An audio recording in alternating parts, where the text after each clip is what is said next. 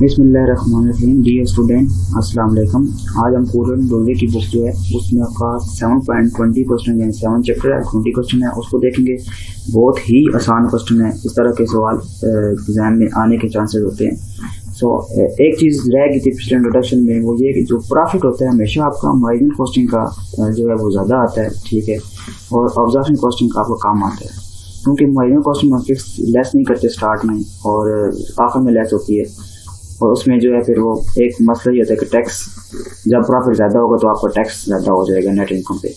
लेकिन जो हमारा ऑब्जर्वेशन कॉस्टिंग है उसमें जो ऑब्जॉर्व हो जाती है पहली कॉस्ट, तो ज़्यादा कॉस्ट होने की वजह से प्रॉफिट आपका थोड़ा सा कम आ जाता है, और जब प्रॉफिट आपको कम शो होगा तो टैक्स आपको कम लगेगा, क्योंकि कंपनी ज़्यादा ये ऑब्जर्वेशन कॉस्टिंग यूज़ करती है। आज हम दोनों मेथड को देखेंगे। सवाल हम स्टार्ट करते हैं। Preparation of variable costing, observation costing, profit statement and explanation of the difference in profit. हमने क्या करना है, बनानी है स्टेटमेंट, प्रॉफिट स्टेटमेंट जिस तरह मैं फॉर्मूला बता चुका हूँ उसी को फॉलो करना है, और डिफरेंसेस के प्रॉफिट में डिफरेंसेस बताना है। Following data have been extracted from the budget and standard cost of ABC limited. कोई डाटा बता रहा है एबीसी कंपनी का, a company which manufacturing and sell a single product को सेल करती है, जिसमें सेलिंग प्राइस आपको 45 बताएगी, या डायरेक्ट मटेरियल कॉस्ट आपको 10 पर यूनिट के हिसाब से है, डायरेक्ट वेजेस आपको 4 बताएगी, या सुबह variable overhead cost 2.50। Fix production overhead cost are budgeted at, देखिए फिक्स आपको एक बजट आपको बता देगी है 4 लाख पर एनम, और नॉर्मल प्रोडक्शन लेवल जो कि वो उनके मुताबिक यूनिट्स बनने चाहिए, तो वो 3,20,000 यूनिट्स पर एनम के हिसाब से होंगे। Budget selling and distribution cost जारी बात है, ये दोनों लाजमी है। वेरिएबल आपकी होगी 1.5 पर यूनिट्स, और जो बिकेंगे उसको हम 1.50 के हिसाब से उसको ट्रीट करना है। फिक्स्ड हमारी जो होगी वो आपकी ये डिस्ट्रीब्यूशन जो होगी उसमें आपकी 80,000 पर एनम होगी, ठीक है। Budget admin stated cost are 1,20,000 per annum. Budget आपकी एडमिन वाले की कॉस्ट है, ठीक है, वो आपकी 1,20,000 होगी। और following pattern of sale and production expected during the first 6 month of the year. अब जो कह रहा है कि सेल की और प्रोडक्शन की जो एक्सपेक्ट कर रहे थे फर्स्ट 6 मंथ की, ठीक है, वो क्या है, वो बताते हैं। जनवरी से मार्च तक यानी पहले 3 महीनों की सेल्स 60,000 होगी, और अप्रैल से जून तक की 90,000 होगी। दूसरा प्रोडक्शन यूनिट्स जो है वो हमारे जनवरी से मार्च तक वो 17,000 के, और अप्रैल से जून तक 1 लाख के होंगे। ओपनिंग स्टॉक अभी तक आपको जनवरी में ये नहीं दिया गया, ठीक है। You are required to prepare the profit statement of each of 2 quarters in a columnar format using marginal costing and observation costing. हम ये बता रहे हैं, हाँ एक बात आपने याद रखनी है, ये क्वार्टरली बनाना है। आप पर एनम वाली चीज़ें जो है हमारी वो अब 4 पे डिवाइड कर देंगे, क्वार्टरली बन जाएगी। ये याद रखिए, पॉइंट बहुत ही इंपॉर्टेंट है जो कि हम मिस कर देते हैं। क्वार्टरली हमने बनाना है। तो हम इसके अब सोल्यूशन की तरफ आते हैं। इंतहाई आसान 3 सवाल है। हम आ गए हम सोल्यूशन की तरफ। सोल्यूशन में सबसे पहले आपने कंपनी का नाम, income statement, marginal variable costing लिखनी है, और फॉर्मेट के मुताबिक हमने उसी तरह सेल पहले लिखनी होती है, लेकिन वहाँ पे मंथ बता देंगे तो आप दोनों ये चीज़ें क्वार्टर मंथ के हिसाब से लिखने, जून जनवरी से मार्च, अप्रैल से जून तक। सेल्स हमारी जो है वो कितनी होगी, देखिए कितनी यूनिट सेल हुई थी, जैसा कि हम सवाल में पढ़ चुके हैं। सेल इसकी 60,000 हुई थी, उसकी 90,000 के, लेकिन रेट पता है ना आपको, सेलिंग प्राइस कितनी है 45, मल्टीप्लाई कर देंगे, ठीक है, 45 से, और इसको जो भी इसकी सेल होगी इससे मल्टीप्लाई कर देंगे, 2 वैल्यू आ गई। प्लस हमने क्या करना होता है, वेरिएबल कॉस्ट ऑफ सेल, जैसे वो बता चुका हूँ। प्रोडक्शन कॉस्ट में ओपनिंग स्टॉक आपके नहीं दी हुई है, कुछ बताया वो तो कस्टम में आपकी ओपनिंग स्टॉक यहाँ पे नहीं है, ठीक है।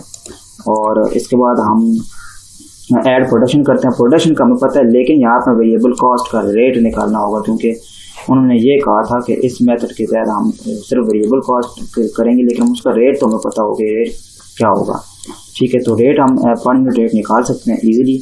मटेरियल, वेजेस और ओवरहेड का आपको दिया होगा, देख लें। यहाँ पे मैं इसको क्लिक कर देता हूँ। देख, मटेरियल का 10 है, वेजेस का 4 और ओवरहेड का 2.50 वेरिएबल ओवरहेड, ठीक है। ये दूसरे नहीं है, फिक्स वेरिएबल 2.50, यानी इनको हम ऐड कर देंगे तो हमारे पास एक रेट आ जाएगा 16.50। अच्छा, ये चीज़ आ गई। अब बात ये है कि हम कैलकुलेशन हमने करनी होती है क्लोजिंग स्टॉक, ठीक है, जो कि हमें पता नहीं है, लेकिन हम निकाल सकते हैं, बहुत ईजी है। अच्छा, ओपनिंग स्टॉक आपको नहीं पता है जनवरी का, ये तो हमें पता चल गया। प्रोडक्शन आपको पता थी, जो कि क्या थी जनवरी की प्रोडक्शन, ये थी 70,000, ये मैंने लिखी, ठीक है। और इसके बाद हमने क्या करना है, इसके बाद प्रोडक्शन होगी, इसके बाद ये अवेलेबल फॉर सेल हमारे पास यही होंगी, वही बात है। उसमें से जो यूनिट सोल्ड हो चुके वो लेस कर देंगे। लेकिन कितने सोल्ड हुई, 17,000 लेस कर दीजिए, ठीक है। और हमारे पास कितने बच के 10,000। अब मज़े बात ये जो ये क्लोजिंग स्टॉक आपकी होती है ना, वो आपकी जो अगले जो मतलब हमारे ये मंथ अभी आ रहे हैं तो उसकी ओपनिंग बन जाएगी। ये आपने एक बात याद रखनी, पिछले महीने की जो आपकी क्या कहते हैं क्लोजिंग होगी, उसकी अगले महीने की आपकी ओपनिंग हो जाएगी। जिस तरह आप अभी मैं कहता हूँ आज मेरे पास ये 10,000 है, ठीक है, और कल मैं आऊँगा तो मेरे पास ये ओपनिंग होगी। ये अभी तो मैं क्लोज करके चला गया हूँ, मेरे 10,000 पड़ी हुई थी, मैं कल आऊँगा तो मेरे पास 10,000 ओपनिंग आ जाएगी और मज़ीद इसमें मैं प्रोडक्शन करूँगा या फिर बेचूँगा, बात की बात। आप ऐड कर देंगे प्रोडक्शन अभी इसकी कितनी थी हम स्वाद में देख लेंगे, 1 लाख, ठीक है। 1 लाख मैंने ऐड कर दी और ये हमारे टोटल बन गए 1,10,000। और जब यूनिट कितने बिके, 90,000 बिके थे सेल के। ये देखें सेल के कितने थे, 90,000 थे, ठीक है। कर देंगे तो 20,000 इसका आ जाएगा और ये इसका 10,000 आ गए। दोनों क्लोजिंग स्टॉक हमारे पास आ गए और रेट भी हमने फाइंड आउट कर लिया है, ठीक है। अब हम उसी सवाल की तरफ दोबारा आ जाते हैं जो हमने स्टार्ट किया हुआ है। अब जो हमारे पास प्रोडक्शन है 17,000 थी इसकी, और उसकी मेरे ख्याल में आपकी प्रोडक्शन होगी 1 लाख थी, ठीक है। इनको हमने इस वेरिएबल रेट से मल्टीप्लाई कर देंगे जो कि हमने 16.5 निकाला है। प्रोडक्शन तो दोनों के कर देंगे, ठीक है, और क्लोजिंग स्टॉक भी मालूम किया तो उसको भी मल्टीप्लाई कर देंगे, ठीक है, 16.5 लिखे से। अब मज़े की बात यह है जो आपका ये क्लोजिंग अगले साल का ओपनिंग बन जाएगा।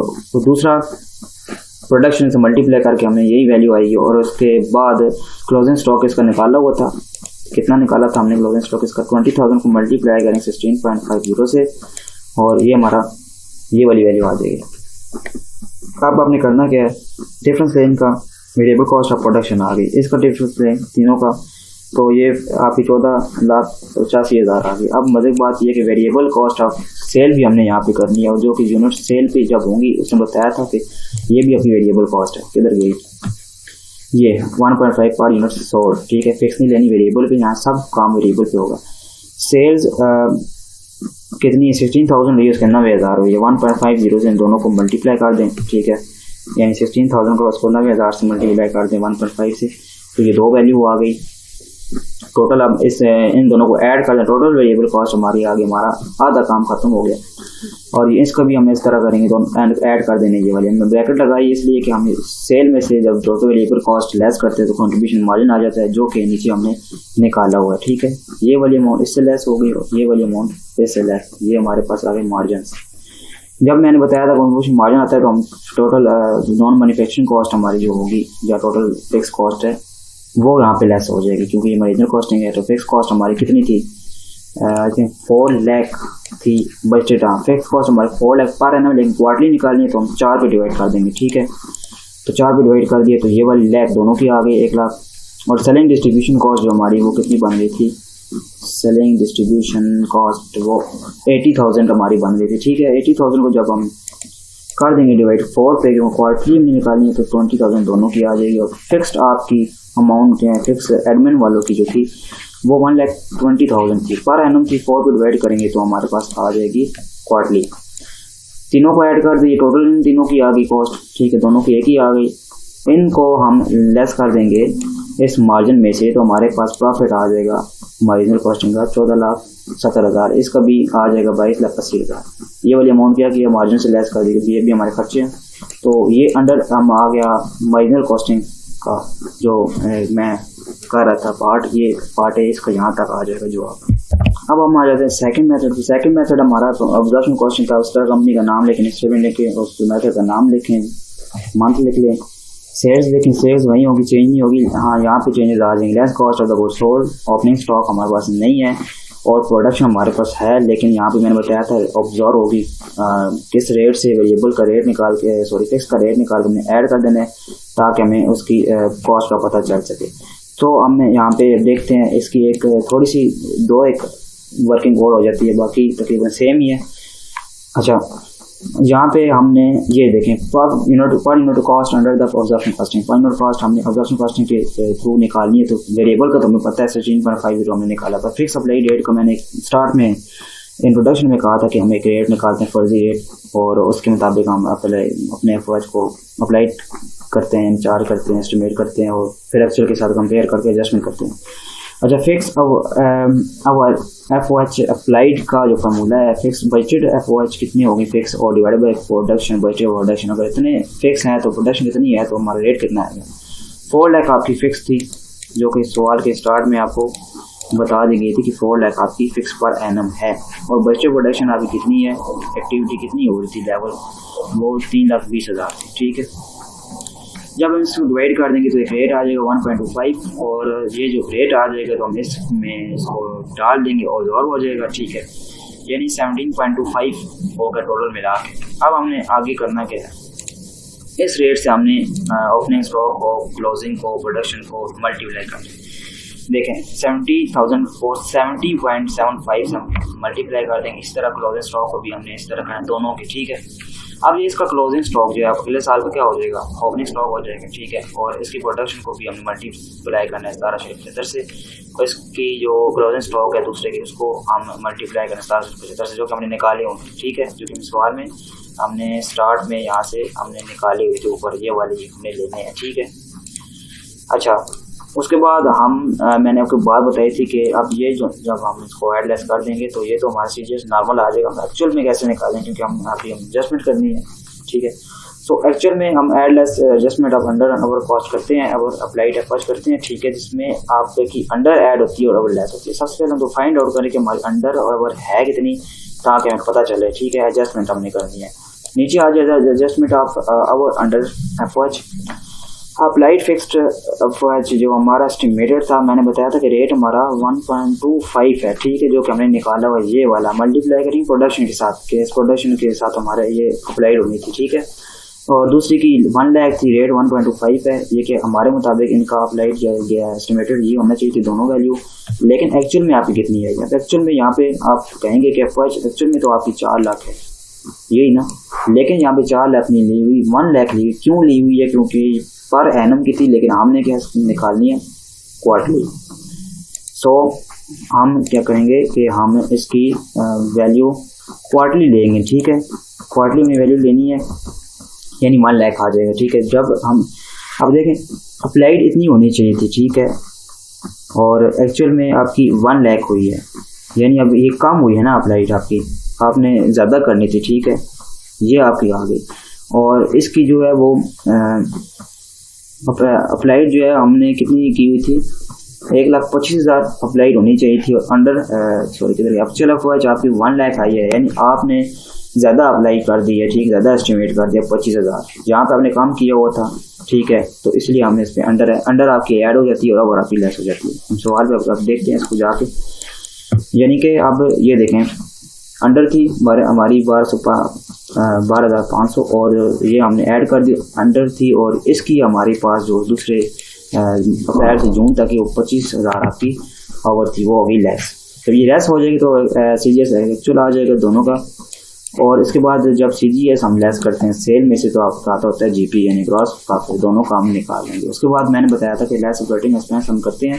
वेरिएबल सेलिंग एक्सपेंस कितने थे, सेलिंग हमारी कितनी हुई थी, वेरिएबल सेलिंग यहाँ पे अपने ऊपर की थी, वो वेरिएबल कॉस्टिंग मेथड है, लेकिन यहाँ पे ये कहता है कि नीचे लेस करें। ठीक है, वेरिएबल लाजमी नहीं है ऊपर। अच्छा, उसमें हम ये देखें सेलिंग कितनी 60,000 सेल हुई थी और इसकी 1.50 कॉस्ट है, इसकी 90,000 थी, इसको भी 1.50 कॉस्ट मल्टीप्लाई कर देंगे तो ये दोनों अमाउंट आपकी आ जाएगी। फिक्स सेलिंग कॉस्ट आपकी कितनी थी, वो 80,000 थी। ठीक है, ये सेलिंग कॉस्ट नॉन मैन्युफैक्चरिंग है इसलिए नीचे लिखी, क्योंकि ऊपर हमने नहीं। अब 80,000 थी, हम डिवाइड करेंगे 4 पे क्वार्टरली, दोनों की वैल्यू आ गई। सर फिक्स एडमिन की उसी तरह हमने करनी है, डिवाइड पर 40 कर देंगे, 1,20,000 था, ये 30,000 दोनों की आ गई। इसमें ऐड कर देंगे दोनों को और लेस कर देंगे हम किसमें से, जीपी से, और नेट प्रॉफिट हमारा आ जाएगा। ठीक है, ये वाला आ जाएगा एक का और दूसरे का आपका 22,92,500 आ जाएगा। ठीक है, अब लास्ट जो चीज़ वो कह रहे थे प्रॉफिट का डिफरेंसेस निकाल, प्रॉफिट रिकॉन्सिलिएशन स्टेटमेंट बनानी है। वो कैसे, प्रॉफिट अंडर मार्जिनल कॉस्टिंग हमें पता है, पीछे निकाला हुआ था। ठीक है, 14,17,000 उस तरह इसका भी निकाला हुआ था। अब हमने लेस करना है डिफरेंस ओपनिंग स्टॉक, इसका ओपनिंग स्टॉक और उसका ओपनिंग स्टॉक जो है डिफरेंस लेंगे। ठीक है, क्योंकि है ही नहीं तो नहीं है। ठीक है, छोड़ दें, दूसरे का ओपनिंग स्टॉक तो होगा ना, इसका ओपनिंग स्टॉक और हमारा जो फर्स्ट देखा था इसका ओपनिंग स्टॉक का डिफरेंस लेना है। वो हम यहाँ पे लिख देंगे, ठीक है, माइनस कर देंगे। इसका डिफरेंस क्लोजिंग स्टॉक, इसका क्लोजिंग स्टॉक और दूसरे स्टेटमेंट पार्ट वन का मार्जिनल कॉस्ट का क्लोजिंग स्टॉक कितना था, ये वाला इसका डिफरेंस लेना है। और अगली वाला का भी हम दूसरी में अगली वाले दोनों का ले लेंगे, ठीक है। सो इसका तो हो गया। फिर अगली वाला इसका क्लोजिंग और दूसरे क्वार्टर का उसका क्लोजिंग लेंगे 3 मार्च का, तो ये आ जाएगा। जब इनमें से हम जब एडजस्ट करते हैं इसको, ये देखिए ये प्रॉफिट और ये वाला ऑब्जर्वेशन वाला मैच है, ये प्रॉफिट और ये वाला आपका ऑब्जर्वेशन वाला मैच है। ये आपके सवाल का बता देता है कि इसको सवाल ठीक है, ठीक है। तो ये उम्मीद है कि आपको ये सवाल क्लियर होगा। बहुत ही इजी क्वेश्चन है, जिस तरह कॉन्सेप्ट बताएं आप उसको फॉलो करें, ये आपको इंशाल्लाह समझ आ जाएगा।